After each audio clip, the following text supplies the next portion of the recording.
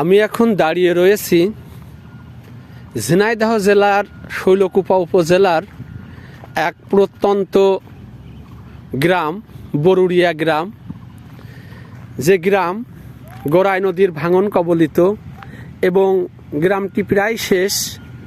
গড়াই নদীটা পুরো গ্রামটাই নিজের করাল গ্রাসে নিয়ে রেখেছেন। আর এর কারণে কিন্তু ঝিনাইদহ জেলা এবং শৈলকুপা থানার ম্যাপ ছোট হয়ে আসছে বা ছোট হয়ে গেছে।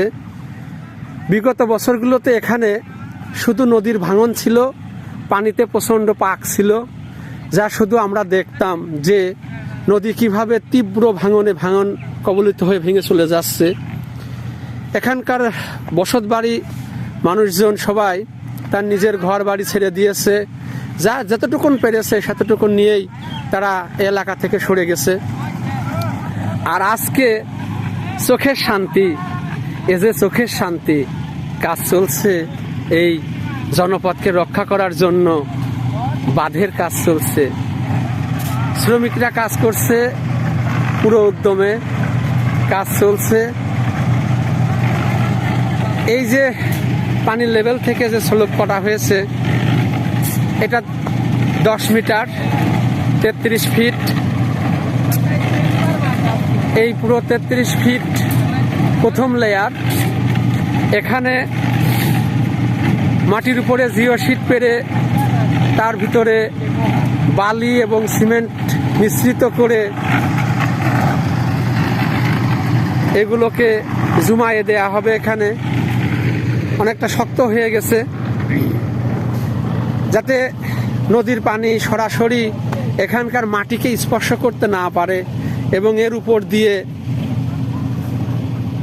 পানি প্রবাহিত হয় এবং আমাদের নদী যেন আর না ভাঙে।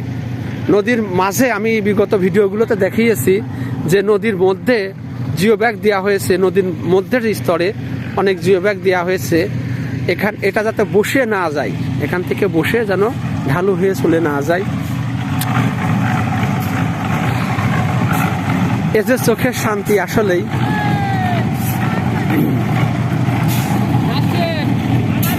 এখানে খুব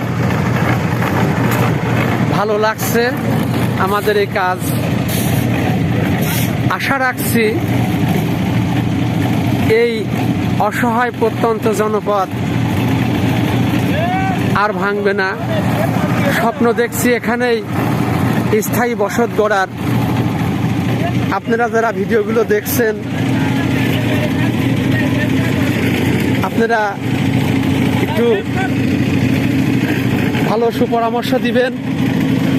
আর একটা কথা বলি, অনেকেই বলছেন যে এর থেকে সিসি ব্লক দিলে ভালো হতো। আসলে সিসি ব্লক আসবে ইনশাআল্লাহ, আগামীতে সিসি ব্লক আসবে। সেই সিসি ব্লকের দ্বারে আমরা দাঁড়িয়ে রয়েছি। এই প্রত্যন্ত অঞ্চলে এও তো অনেক কিছু। যা হোক, আপনারা সুপরামর্শ দিবেন আর ভিডিওগুলো নিয়মিত দেখবেন, ভিডিওগুলো ছড়িয়ে দিবেন যেন আরও অনেক মানুষ দেখতে পারে। আর আপনাদের সমর্থনেই হয়তো এই প্রত্যন্ত জনপদ সিসি ব্লকের আওতায় আসবে। আপনারা রয়েছেন ফেসবুকে বিভিন্ন স্থানে, আমি রয়েছি এই প্রত্যন্ত অঞ্চলের নদী ভাঙন কবলিত অঞ্চলে। আপনাদের সহযোগিতা আমার একান্ত কাম্য। আল্লাহ হাফেজ।